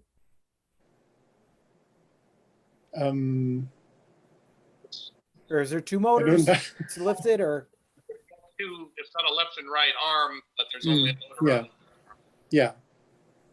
There's 1 motor on the Z going straight up? Yeah, I think so. Is there 2 screws or just 1 screw? Just 1. Mm-hmm. Oh, wow. Yeah, just 1. Okay. No, it's a somewhat inexpensive value a 3D printer, I would say. Although once you impulse buy a whole lot of add-ons, maybe it's not as inexpensive, but You got to tell us what add-ons. well, again, they're not all added on as yet, but what did you impulse buy? Bed leveling, a bed leveler, auto bed leveler, a new main board with quieter stepper motors, and basically a couple of kits of better bed springs and knobs for leveling, and all metal extruder. What else? Springs, and then a second kind of set of springs, because the first set of springs were longer and I'm lazy, so I bought a shorter set of springs. So are you putting it together stock and then piece? Yeah, I'm gonna kind of put it together stock and then kind of go back to it. Oh man, you gotta keep us up to date on like what each one, how you like each little upgrade or whatever. I'd love to know. That'd be awesome. I will duly try and remember. Yes. And then you can twist our arms and be like, hey, you gotta get the auto bed leveling. It's awesome. I mean, does that have any? I mean, if you're only lifting it up from one side, does it flex at all on the Z? I suspect it's not supposed to.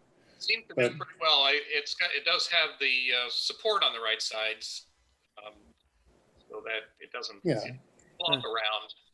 But it's probably, there's probably a few microns difference from a printer that has two screws, but it seems to do pretty well. Yeah, I mean it seems the supports are rigid or however you want to put it. Okay. Did a couple of pretty tall things and they look fine.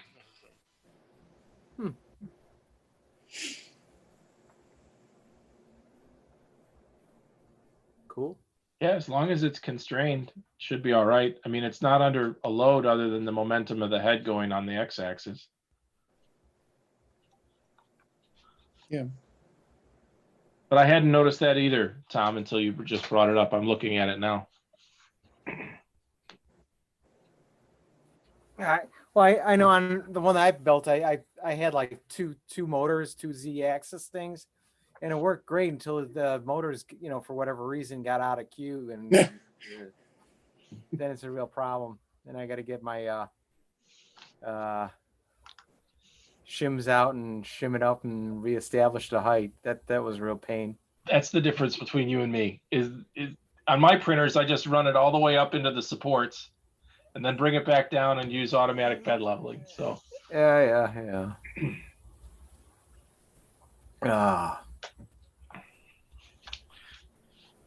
All right. And the last topic we have, and we could dovetail this into our printer stuff, is just generally, does anyone have any failed print stories or examples they want to share? Oh, and Andrew, do you have an ornament update?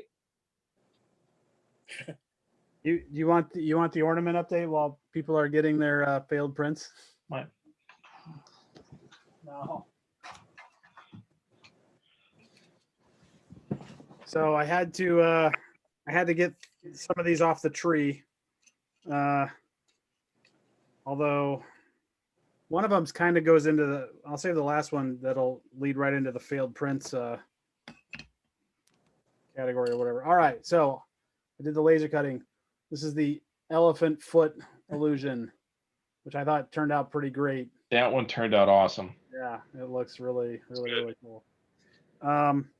The checkerboard illusion, actually, I thought it also turned out all right. I don't know if you'll see it on the thing, but it's really good.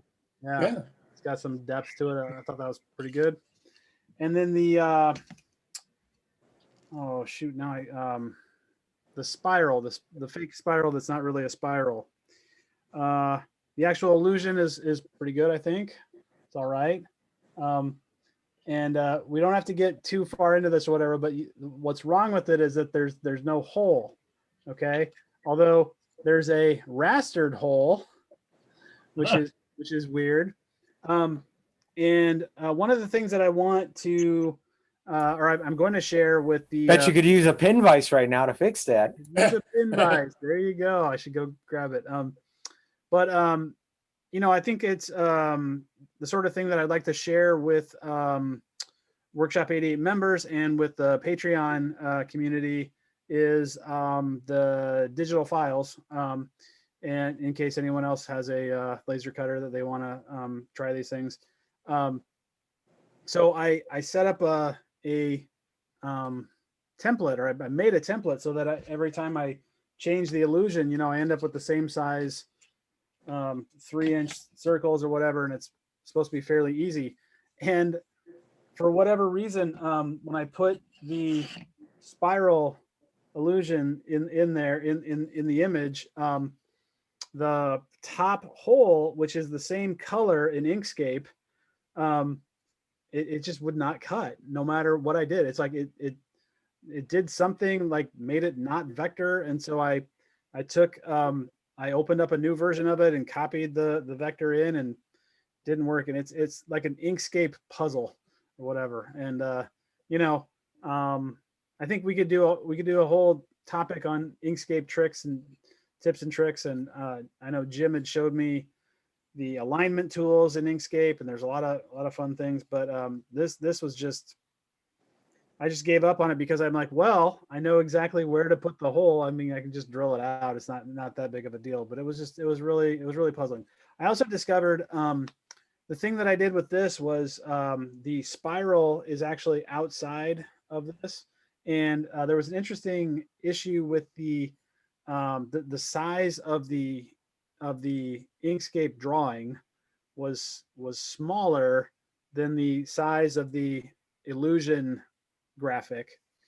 And I thought, oh, well, I'll just center it and get it all right. And it looked perfect on Inkscape. And I went to laser cut it, and it looked like the raster came out just fine, but then the actual cutting was offset to the right. And I thought at first, because it was up in the upper left corner where I was working with a brand new sheet of plywood, and I thought it was like, oh, I didn't leave enough space for the rastering to do its thing, and so the head got off. And so I just reset everything to be kind of more in the middle of the sheet, and it came out the exact same way. And it turned out that that whole alignment of the image and the vector outline of the cut shape and the document size, like those were all tied together. And once I made the document size the actual size of the graphic that was overlaying it, and just realigned everything, the outline was at least okay, but I could never get that hole to fix. So I have the failed sheet out it's in the car, but I didn't bring it in.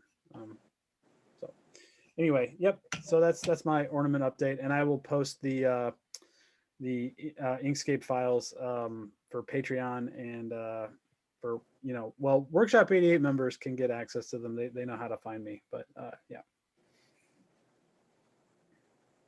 Cool, thank you. So we go from failed or semi-failed laser engraving to failed 3D printing. So has anyone brought any stories or examples? Speaking of offset, this is my classic one. I won't call it my favorite, but it's definitely one I remember. And of course, it's from early on learning in 3D printing. I made a lot of nameplates for people, and I don't know what happened on this, that it continued the print, but it was definitely offset of where it was supposed to be. So that I never understood. I mean, these days, if I bump it, I know, and then that's why it offsets, but I don't remember. I don't know what would have made that happen. No, that's Is how that about the Sorry, is that about the offset of the two heads? It is a dual head printer, so. No, but I mean, And I is was the doing amount- 2 colors. Is the amount of offset about equal to the offset between the heads? I don't know. I didn't measure. I'll have to measure that and see. Did you reprint it and it turned out fine? Yes. Yeah. I don't even think I regenerated the code. So, and then just the usual spaghetti, this was a skull, I think. So I have one that I want to show. Well, I have 2 that are in front of me, but one that I really want to show. And it actually came up in our Slack discussion earlier. And again, Slack is something for Workshop 88 members and Patreon supporters. So please, if you want to join us and get the good stuff, become a Patreon supporter or join us. as a member. But Scott mentioned, like, Scott, you took the words like right out of my head. I don't know if you had this like telepathy into my mind earlier this week. I'm scared. Well, it's like it's my Achilles heel for 3D printing is that like and it all goes back to when MakerBot released the replicator, and like they were really advertising the replicator is something that you should be able to replicate lots of things on. And like at the time, the bed was pretty big, and so I'm a big believer that it's not just a prototyping thing, but it's a home fabrication tool, and I want to be able to fabricate the size of my bed. So if my bed is this big, right, but the part is this big, I should be able to fit like, 9 of these things on here and make it go, right? And so turns out not so much. I filled up the bed, right? But what happened was actually it's this part right, this part right here got stringy, right? Got peeled up, and then when the nozzle came over it got stuck on it, and then so everything got offset by that much, and so you can see like the bottom shifted over, and of course I didn't catch it for about an hour or maybe 3. So anyway, but I also I kind of, the reason I still have this, Scott mentioned that he usually throws away his failed prints. I have this like, I don't know, sick need to know how much filament I have wasted with bad prints or whatever. And so I hang on to my bad prints so I can kind of just keep track of how much I'm losing. But what I'm going to do, here's my promise. I'm going to start just measuring the mass of the failed print and just recording it, and just keep a log of how much filament goes into failed print versus not. Basically. Or maybe we could start a instead of a blog post, we could start a blog page that we just keep appending bad prints to. We could have an Instagram account, and it's nothing but It's failed. just, yeah. It's like, yeah, There you go. Crimes against 3D printing. It's funny that you mentioned that too, because that just happened to me with, if you remember last week I did the ice molds, or was it the week before, whatever. And I was printing the molds in pairs, and I was doing multiples, and one of them, that diamond one, is sort of narrow at the bottom. And I printed with a brim. I thought I could get away with it, but I couldn't. But one half of the mold broke free, and the other half of the mold was still printing. So in order to print it, I had to keep going out there and removing the spaghetti so that it didn't get all tied up and gummed up and stuff. So it's funny. And the other thing about printing multiple things, and I've done it, especially when I want to print. I never print unattended. Like I don't leave the house, but I do print overnight, and printers are in my garage. And you put a bunch of stuff on the bed and you let it go, and then you just hope that either you get all of it or you get none of it. But when you're around, and now most of us are able to work from home, or many of us are able to work from home, there was no reason for me to do that. It's actually slower to print 2 things at once than it is to just print one thing and then print another thing. So anyway, I'm a hypocrite. That's what I'm trying to say. I remember when I was printing out components for my MPCNC, and those were like 14-hour prints. That was crazy. So. I'd be curious, what's the longest print y'all have had? 26 hours. That beats me. I'm done. I printed out a chanter, and it was like 12 inches high, a musical instrument. So that is the highest I ever pushed the CR10 as far as height. But I don't think that I can, now that I heard Andrew's number, I don't think I can beat that. I can't beat that either, but Scott, congratulations on actually throwing something away. I saved mine for that like this is probably, 6 years old or whatever. I save it for that day, like the call we had, Andrew, with somebody at a university about how they're inventing a chipper for used filament. I'm saving it for that day. Yeah.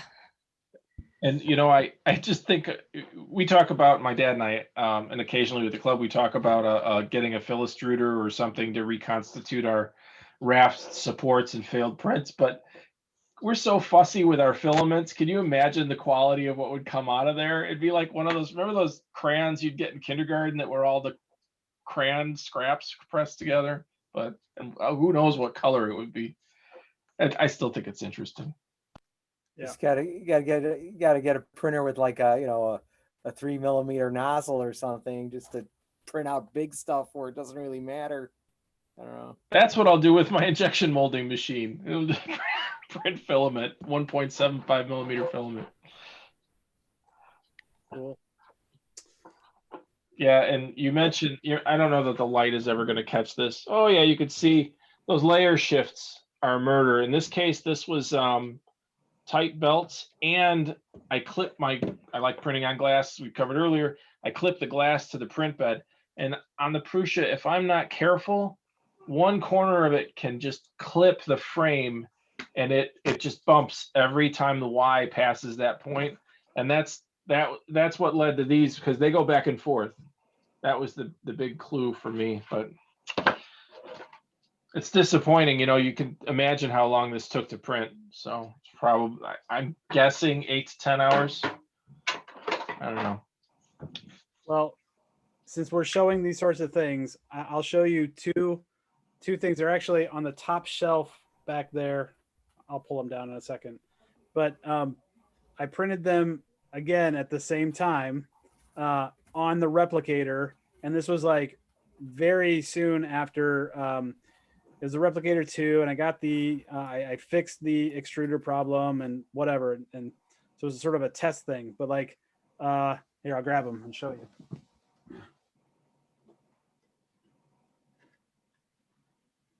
All right, so it's an owl, and it's the funky tree thing or whatever. And the tree, like you can see, like it, curves over or whatever. And I'm like 90% sure what I did is when I put it on the bed in the software, in the replicator software, the base sat right where it's supposed to be, but part of it was sticking outside of the printable area. And for some reason, the replicator software said, no problem. Because like it's on the base is on the thing. So clearly it's going to work or whatever. But it got halfway up, and I don't know if you can see that. Yeah, I can see into my owl. And what's interesting is that on the tree, it kind of looks artistic, but on the owl, it just looks like somebody cut the owl in half and then glued it together not quite right. So Is that a slotted owl? Ah. Do you remember the slicer you used back then? Yeah, it was the Maker desktop or whatever. It was the MakerBot. Makerware or something like that. But it was like the very first version of it that came with the Replicator 2. So super early version of Replicator 2. I thought you were referring to the Replicator Dual. No, Workshop 88. All right.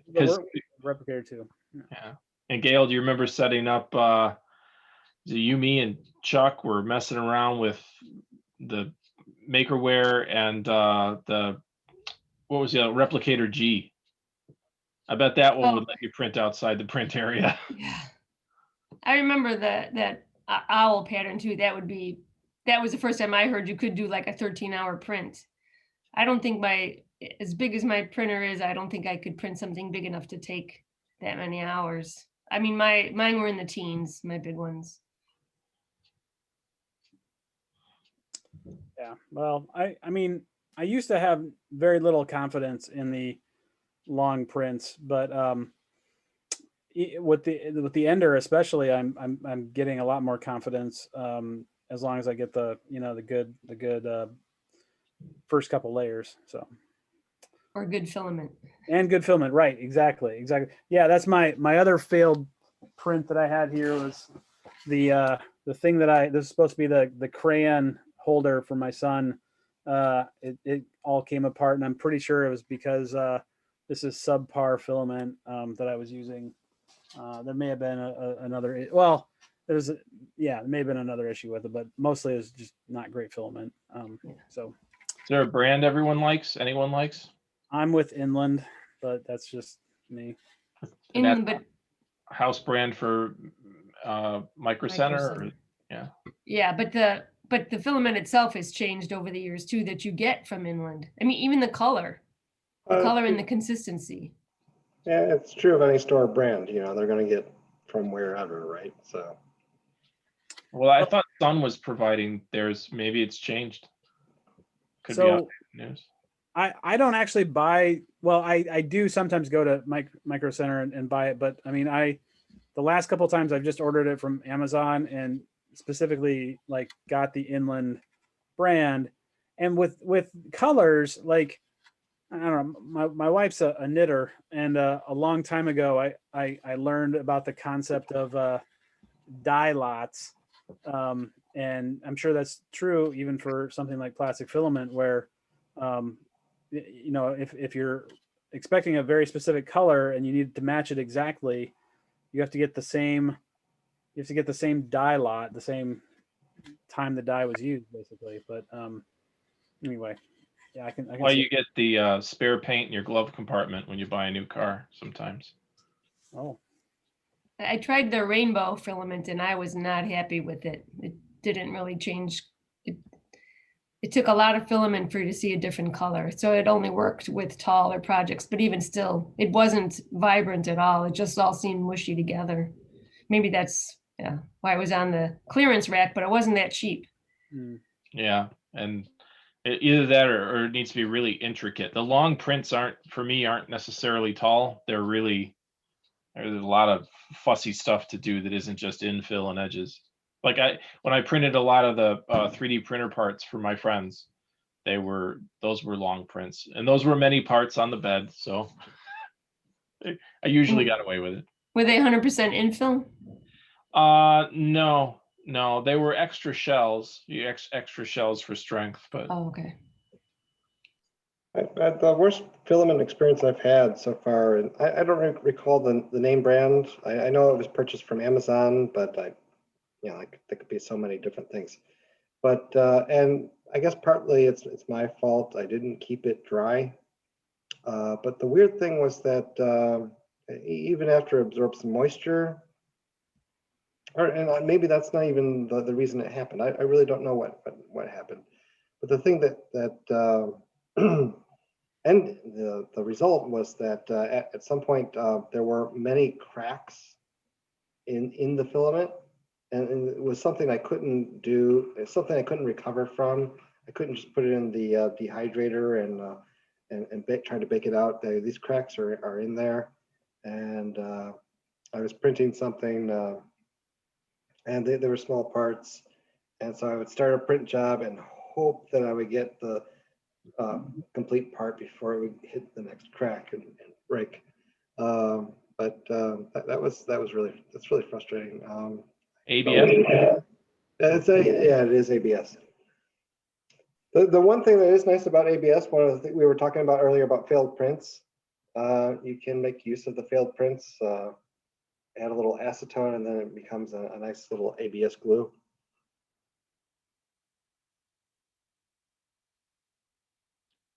Yeah, so what about? You're on mute, Scott. Yeah, sorry. This was a big year project, and you could see that ABS, even when you're printing it, it just splits. I had a battery container and stuff, so yeah, ABS can be tough for that checking and splitting while printing even.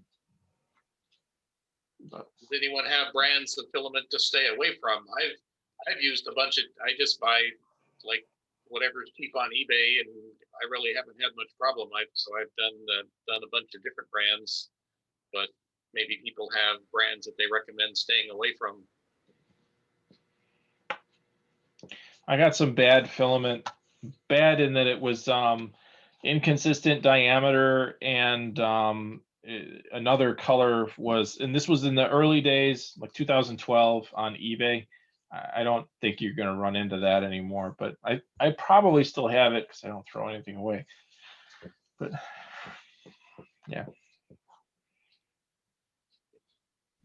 I will say that you just have to be aware if you're printing, especially with Chinese brass nozzles. I'm not certain that they're as tough as a true E3D nozzle or a name brand. And like I said before, the luminous or glow in the dark filament, it's abrasive, so it'll bore out your nozzle. And you know, and then afterwards, when I was printing it, I got all this stringing and the layers were terrible. It was under extruding. I was blaming the other colors of filament I was trying to print. But short answer to your question is no, I can't throw anyone under the bus there.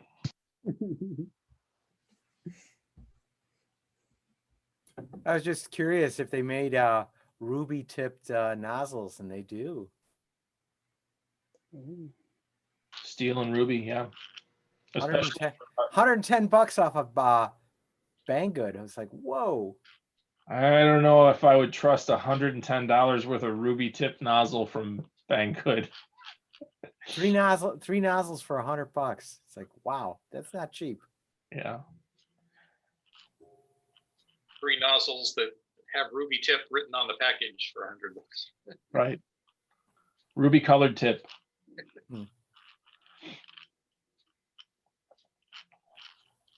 My favorite use of rainbow filament that I've seen so far is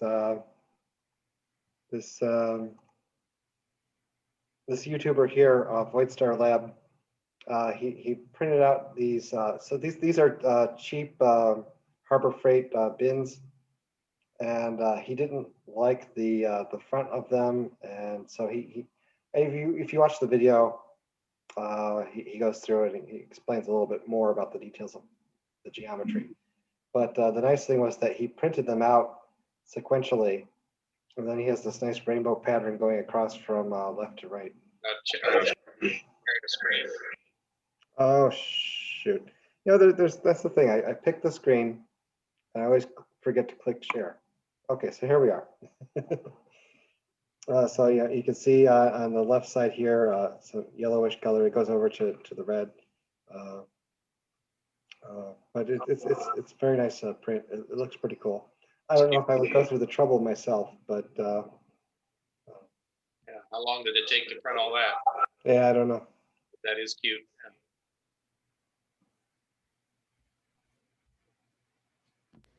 Yeah, I like that. That was a good use of the rainbow filament. Cool. Is that a good place to wrap? I think so. Awesome. I didn't have a color rainbow based pun to tee up for that, so I apologize. But very cool. Well, My Little Pony. Well, no. Where's my mute button for Tom? All right, cool. Well, thank you all for watching and joining us, and invite you to like us on Facebook and subscribe to our YouTube channel, and like the video and share it, and please support us on Patreon, because we are wanting to do this and keep doing cool things, and want to learn with you and build and grow our community. So anything you can do to like and share and pass it on would be excellent. So great. Hey, Andrew, what? For those of us in northeastern Illinois, is there a special going on or something? There is a special going on, yes. So for the end of the year and the first month of 2021, if you're in the area and you want to actually join as a full member of Workshop 88 and get 24/7 access to the space. You can get your first if you get your first 3 months of the year. If you're a new member, we'll throw in the 4th month for free. So it's 4 for the price of 3. It's I don't know where else you're gonna find a deal like that, but that's if you have someone you want to treat to a new membership, maybe for the holidays, or you're thinking about joining a Makerspace, please contact us and we'll get you hooked up with that. So that's Thanks, Andrew. thank you. And thank all of you for joining us. It's awesome. See ya. Bye. I'm gonna- Have a good night or day or whatever it is, wherever you are.